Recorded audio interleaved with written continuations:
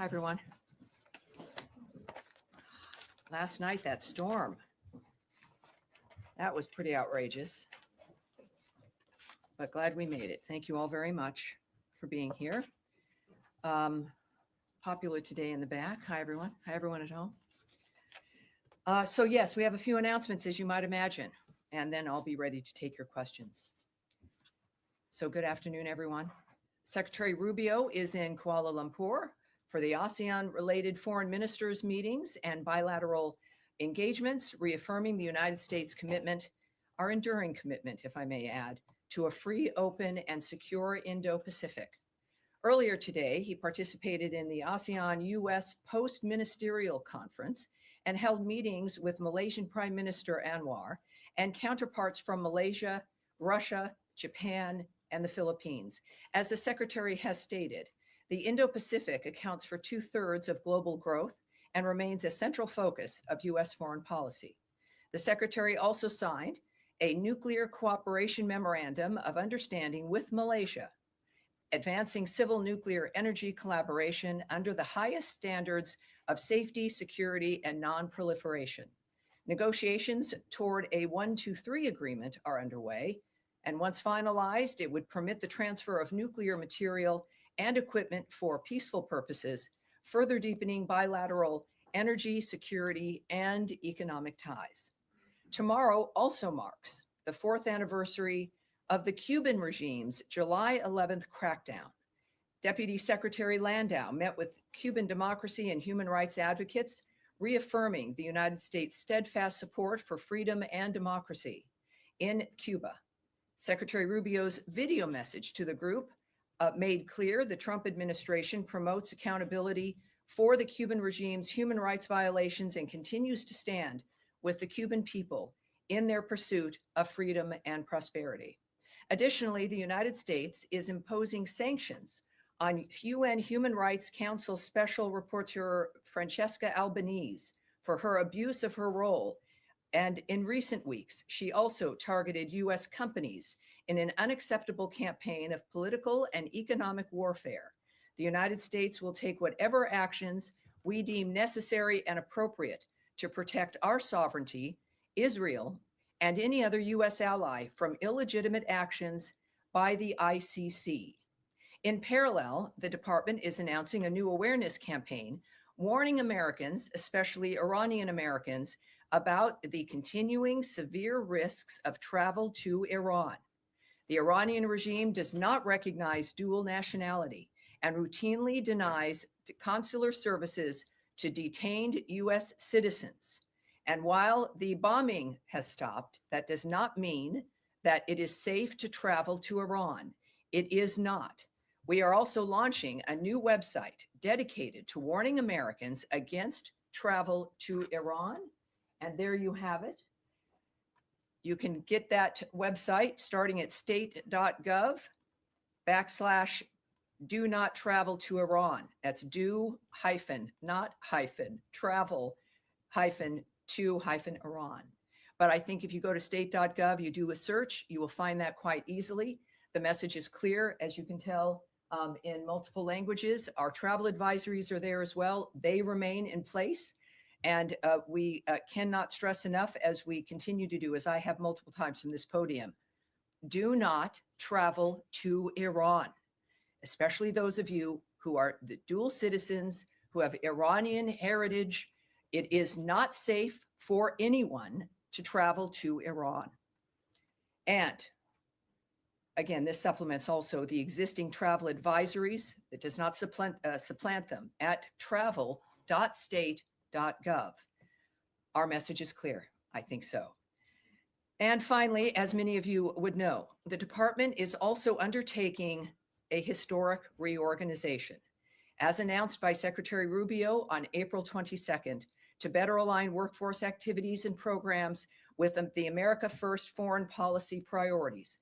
The Supreme Court's recent near unanimous decision allows the reorganization to commence and will ensure that the department moves at the speed of relevancy and restores the department to its roots of results-driven democracy. The plan, which has been approved by the Secretary and developed with extensive feedback from Congress and the workforce itself, is moving into implementation.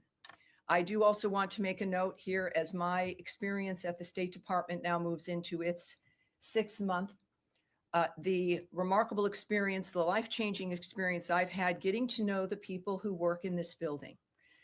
There are tens of thousands of them, and they are at the heart, whether they be political appointees, foreign service officers, or career individuals, people who have made their career, their service for this country, something that has been a part of their lives for a long time. It has been a remarkable experience to see how this building works, how the people work together moving forward to promote and to implement American foreign policy through the commitment and their patriotism.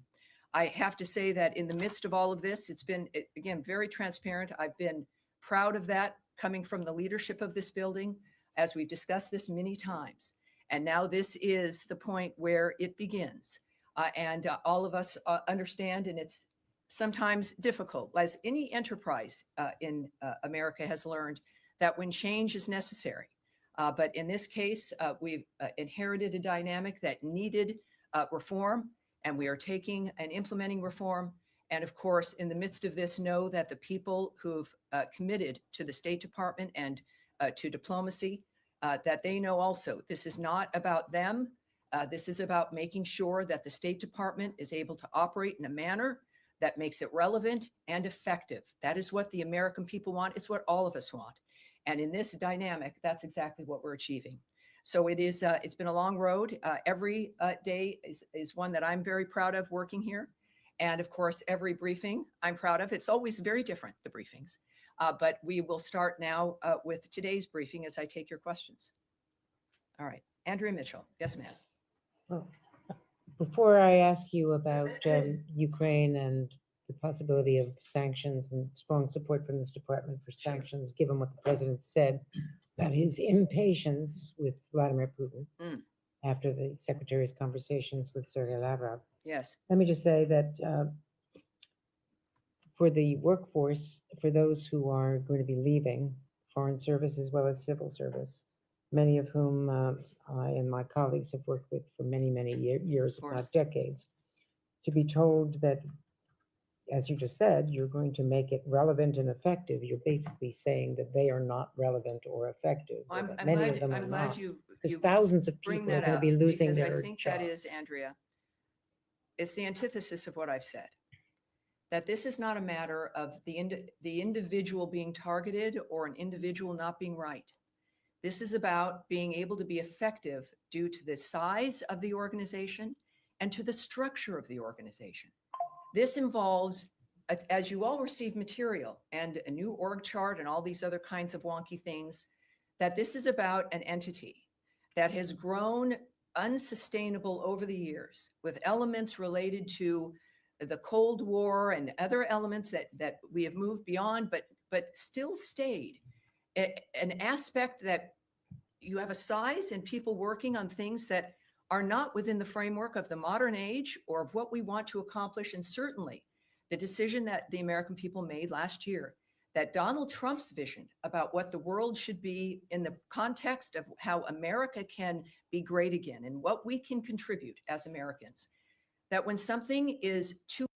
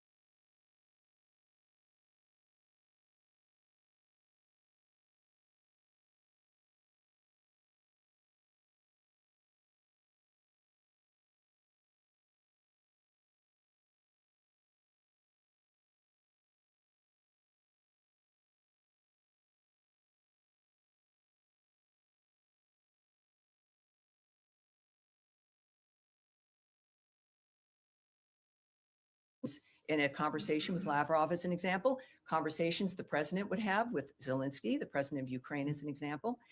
These are things that are important to realize. They're not static events that stand on their own. They are part of a fluid dynamic of conversations and negotiations. We are, as the president has said and the secretary has said and engaged in, we'll speak with everyone, because every step makes a difference in the decision that you have to make in the end. And that's where we're at. The final thing is an Israeli airstrike hit Palestinians near a medical center in Gaza today. It killed 10 children and 6 adults. I'm wondering if there's been any outreach from the US government to the Israeli authorities to take any steps to ensure civilians aren't killed in this. Well, I can't speak to that particular event. I would direct you to the country of Israel for answers in that regard. But we have said repeatedly that we decry the death of innocents. It's why we do what we do in so many countries around the world. It's part of what informs our action. And at the same time, we know that it's a war, and we stand by Israel, to say the least. And we also know that Israel, when it is due, investigates, and we will wait to see what their action will be, and we'll keep you up to date, obviously. Yes, Jen. Can I follow up on that, Tammy? Sure. There used to be mechanisms in this building to look into incidents of civilian harm using U.S. weapons. Do those mechanisms still exist? And have you come to any conclusions with regard to Gaza? Well, I can tell you again that the choices that we're going to make diplomatically in reaction to another country's actions or the nature of what's happening around the world, I won't discuss at this podium, or what our process is. But I can tell you that what I've experienced, and I think what all of you have seen over the years, is that we have mechanisms like that because we care about those issues. We have a constant communication with our allies around the world, and that is also something that we see benefiting the agenda of the president and the work of the Secretary of State. So clearly, we care about these issues. We're acting on them actively every day. And that will be one. Obviously, I can update you on that, I'm sure, as we move forward. And then quickly on GHF, my colleagues and I reported that there were a number of internal concerns about funding GHF that were raised prior to the approval. Can you say whether the Secretary was aware of those concerns and why that approval was granted despite these? Well, yeah, I know we've had that conversation before. First of all, I can give you an update. There's now 69 million meals that have been distributed to date at 4 distribution centers, all while preventing Hamas looting, which is, of course, an incredible feat. It should be commended and supported. I think most of us do. We also call on other aid agencies and the UN to participate in this system. It has been implemented and it works. And of course, this is part of the creative solutions that the president has asked for regarding that region.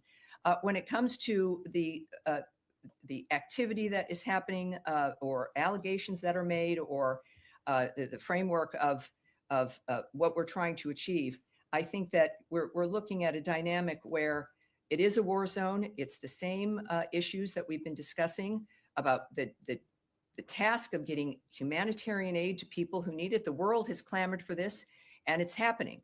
And I think at this point, when we look at the nature of the number of meals that have been delivered and the efforts that have to be taken to save those lives, it is to be commended. It's not, certainly nothing will be perfect. I've said this before, that it can't be perfect because it is an unnatural, obscene environment.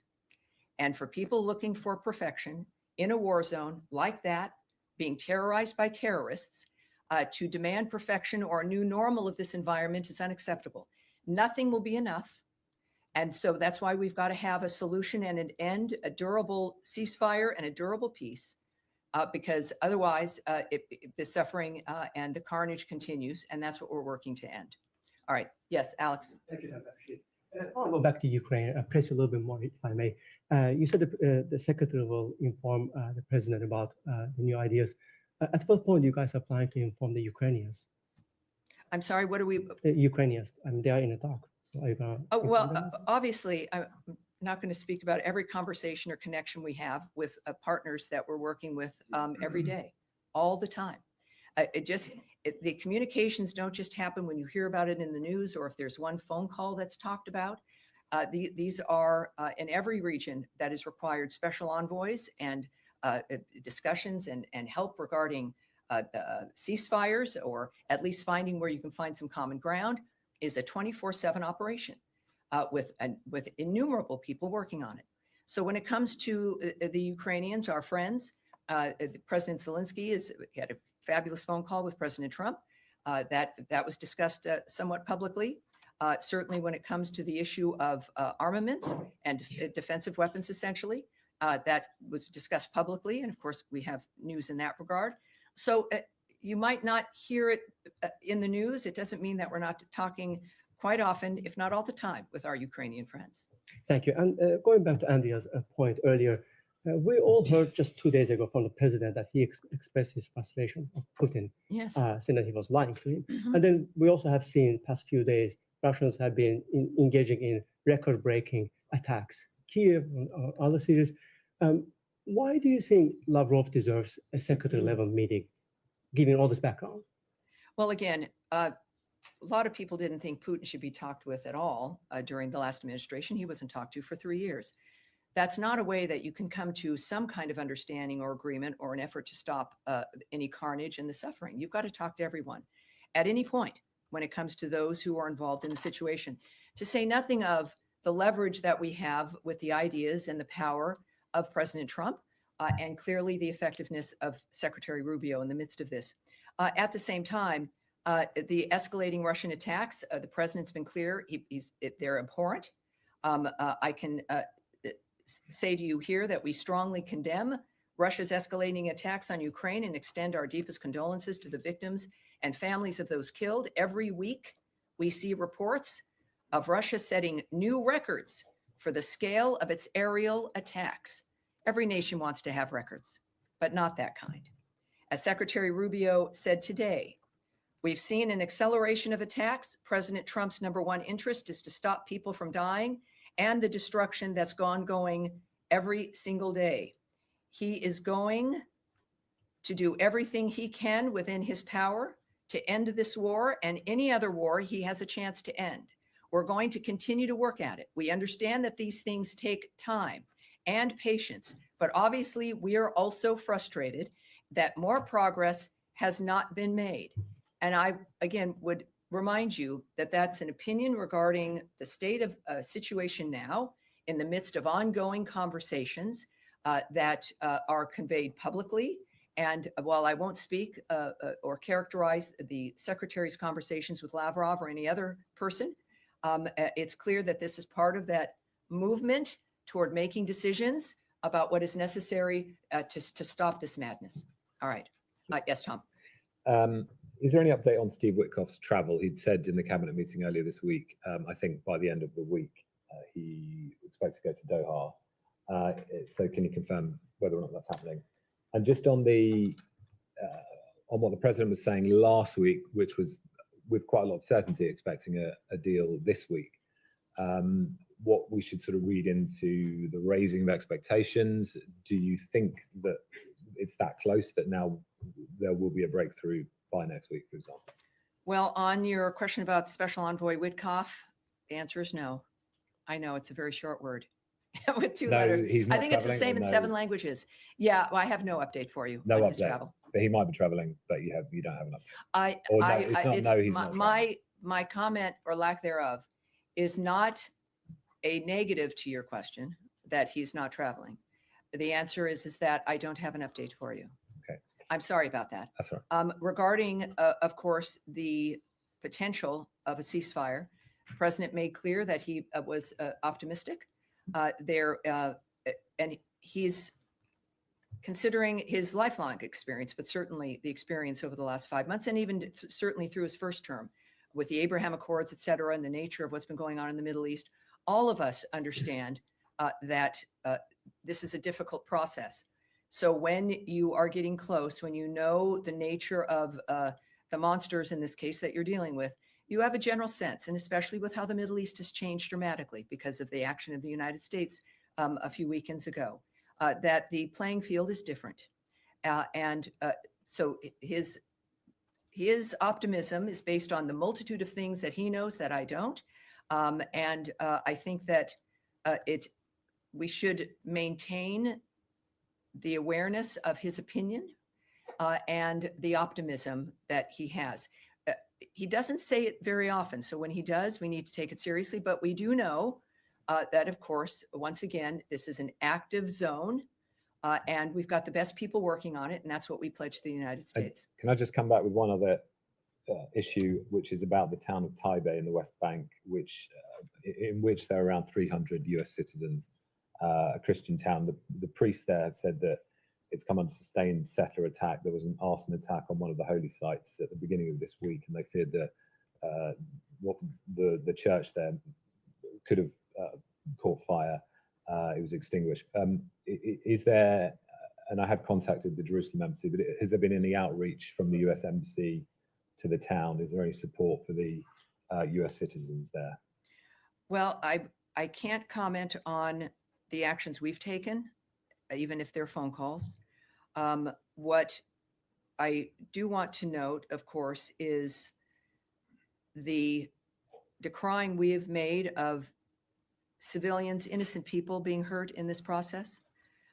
We also, so obviously we're concerned when we hear about anyone being targeted, let alone Christians in this case, that the president has made it clear his feelings on that issue writ large. And it's difficult. All of this, it's war. It's war manifesting in very different contexts within that region, but also other places around the world. President Trump has long established, and I know Secretary Rubio concurs, that protecting Christians is a priority, as seen through his executive order against anti-Christian bias. We do condemn, so there's no confusion, criminal violence by any party in the West Bank and support actions to ensure all civilians, including Christian civilians, remain safe. In the meantime, though, also we would refer you to the government of Israel regarding security incidents and the IDF posture in the West Bank in this regard. All right. Yes. I mean, I'm just circling back to GHF. We do know that in this latest round of ceasefire negotiations, Hamas has been insisting that GHF end its operations. Of course they are. Do you see any scenario, of course, given that you're talking about how successful it is? Hamas has been enriched by previous aid efforts by looting. They steal this material. They steal the trucks. They not only enrich themselves. You notice it's the highlight of the last generations that aid gets in there and is taken by the people, causing the destruction and the pain. They make money. They use those resources to build more weapons. They buy more weapons. They're certainly not stealing it to get it to the Gazan people faster. That's not why they're taking it. They're taking it for themselves. So they have obviously a few square meals every day, but there's money.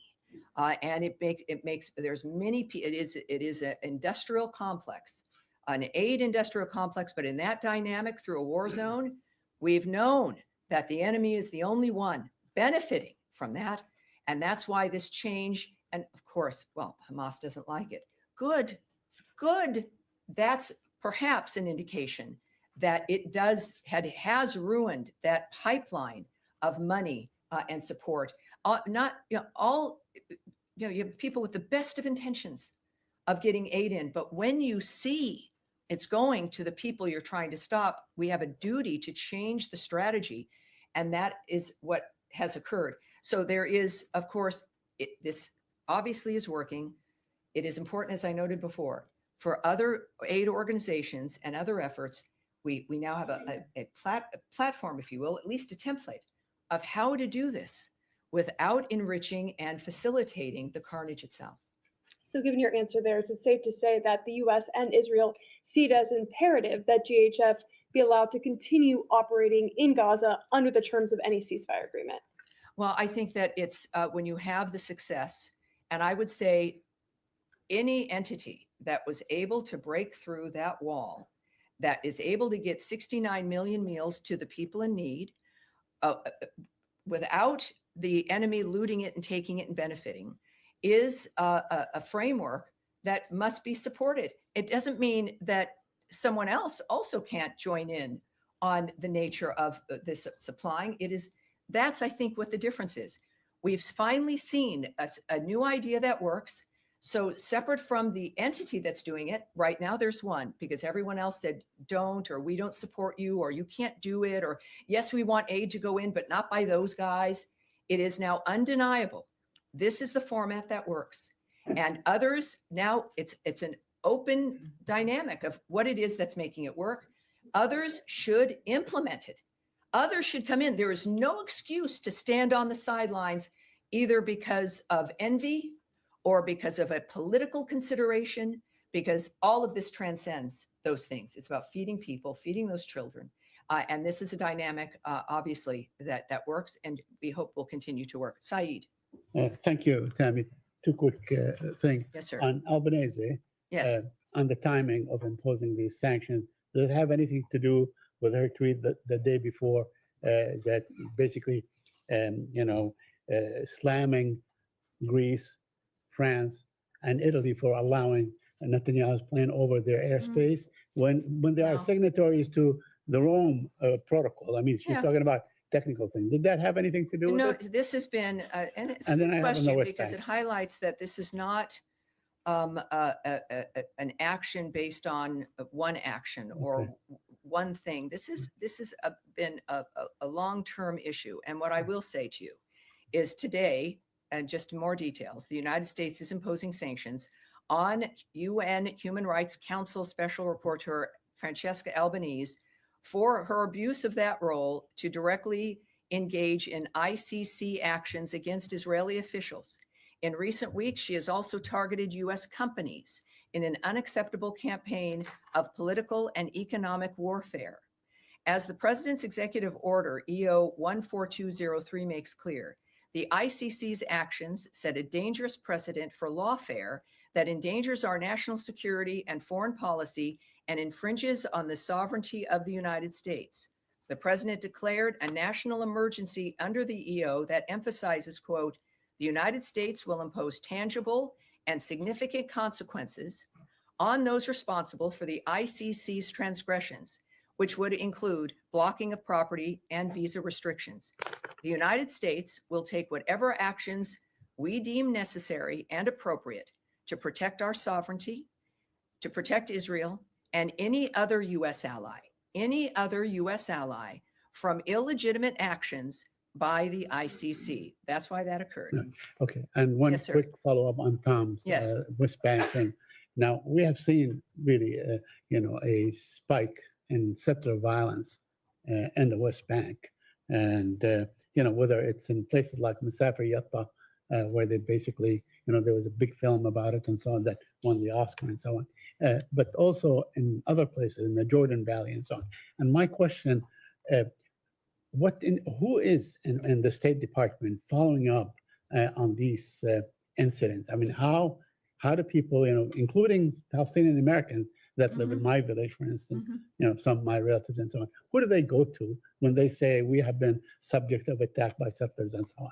Well, obviously, first of all, Israel, of course, it's the government of Israel who they go to. Israel is an ally. But when you say who in this building works on this, I'm going to answer that. Yeah, okay. This is, and I've said this before, a lot of people don't know how the State Department works. It's not a bunch of people in suites, typing things down. Some people are. I do that sometimes, but I don't have a suite. But it's thousands of people, you guys. Right. It is thousands of people in bureaus that are assigned to regions who work literally, and they have, people assigned different times of the day and the night who are working all the time, looking at the nature of what's occurring all around the world based on where their region might be. And of course, this region, involving, of course, the Middle East, is very busy. I see them almost every day. And during the briefing days, we sit down and I get briefed by these people, these experts, who watch everything that's happening, who are talking to everyone, who know what's occurring, who know where the policy is moving, who know what the secretary is thinking, or at least what his trajectory might be. I then blend into that with what I know from leadership as I work in this building. So when we say, who cares? The American people care. The State Department cares as a collection of the American people who have committed to this work specifically, which is not easy and does not make anyone rich, because they care about the country and they care about what happens around the world in the relationship of making sure America stays safer, more secure, and more prosperous. That's who cares, and that's who's working on it. Thank you. Yes, sir, right there behind. Yes, yes, sir. Just a follow up on Saeed's question as well. Is the office of the U.S. Security Coordinator in Jerusalem still working under General Michael Flynn, I believe? And because recently there were a few reports indicating that there was a visit to Noor Shams refugee camps. Let's stop right Fire. there. Let's stop right there. This is moving into gossip and a report or reports of something. We can save everyone's time because we're moving out of my time. I will not comment on things that you've seen in a paper somewhere or reports of wanting gossip or my speculation. That won't happen. I will have it taken back, your question, in the event there's something we can get to you. But we're Please, going to but- move on from that. Yes, Yes, sir. Go just ahead. a quick follow up. No, we are going on. That was your chance, sir. No, sir, right there. Thank you, Yes, thank you, thank Tammy. On the optimism expressed by the administration on the potential ceasefire in Gaza, and Yes. particularly the distribution of humanitarian aid, Yes. are there plans in place to stop the firing on Palestinians trying to get that aid? Well, if we've been demanding for a long time, there's one group there, it's just horrible, that will not stop shooting people or lay down their weapons. Hamas. They could lay down their weapons. There are fewer of them, we will have to admit, since the beginning of this war. And they also won't release the hostages. So part of the ceasefire plan, of course, you have a ceasefire when people stop shooting. So if we're looking at the nature of if there's a plan in that framework, and also, of course, what Secretary Rubio has noted, that there is no place in the future for Hamas. Hamas should not exist. It cannot exist. So in that context, yes, the firing on anyone who is attempting, who's an innocent civilian, who's attempting to get something or just living their lives, the Gazan people have been the first victims of this horror, as they have been controlled for generations by Hamas, by terrorists, by those who don't care about them. So the peace that President Trump wants and Secretary Rubio is working for aims, to say the least, of ending that across the board, no matter who might be doing it, but certainly those who are controlling that framework now and the ones with the weapons, and that would be Hamas. Yes, at the end of the row here.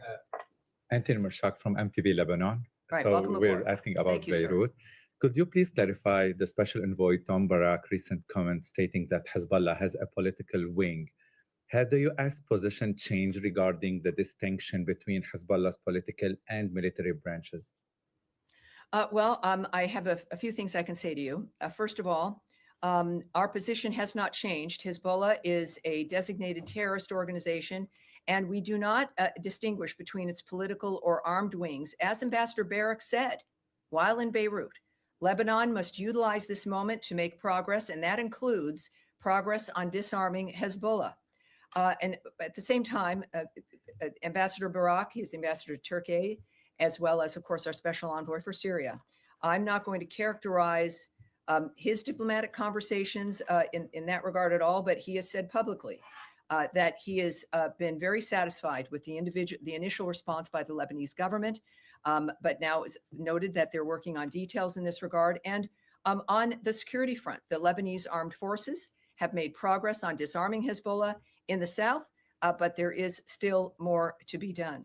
So as he said, Ambassador Barak, while in Beirut, Lebanon must utilize this moment to make progress. And we do not want to see Hezbollah or any other terrorist group in Lebanon recover their ability to commit violence and threaten the security in Lebanon or in Israel. And I will take one more. You, sir, in the white shirt. Thank you. Other journalists from Azerbaijan, and recently Secretary Rubio said he hopes to see a peace agreement between Armenia and Azerbaijan soon. And today, Azerbaijan President Ilham Aliyev and Armenian Prime Minister Nikol Pashinyan met in Abu Dhabi. Is there any connection between Secretary Rubio's remarks and this meeting? And does Washington currently have a concrete plan or proposal to support a peace agreement between Armenia and Azerbaijan? And my second question is— Let me answer that, Okay. because, get me while it's right here on the front, and I will take your second question, Okay. and then that's likely going to be it, because we have a thing. First, regarding the peace process, the United States supports those efforts to promote peace and stability in the South Caucasus. We also are tracking the referenced press reports in general and don't have any additional information to share. But as you know, also, I think the Trump administration and Secretary Rubio's approach speaks for itself. And his remarks at the cabinet meeting is that this is an administration working for peace. They will do and go wherever they need to go. It is not waned. It is because it is the core of the commitment to making America great again is improving, of course, the condition of the world around us. And your second question. And my second question is, for several months now, there has been no U.S. ambassador appointed to Azerbaijan. Could you please clarify if this delay is due to procedural and technical reasons, or if there are any political consideration behind it, and how does the U.S. government view the importance of having a full ambassadorial presence in Baku at this time? Very, very good question. I don't have the answer to that right now, but we will take it back and get it back to you and the Thank full you so much. context in which you answered it. All right, you guys, that's it right now. Thank you very much. I will see you again next week, but there will be, of course, updates on everything we're working on throughout today and tomorrow. Thank you. Have a great rest of your day, everybody. Thank you.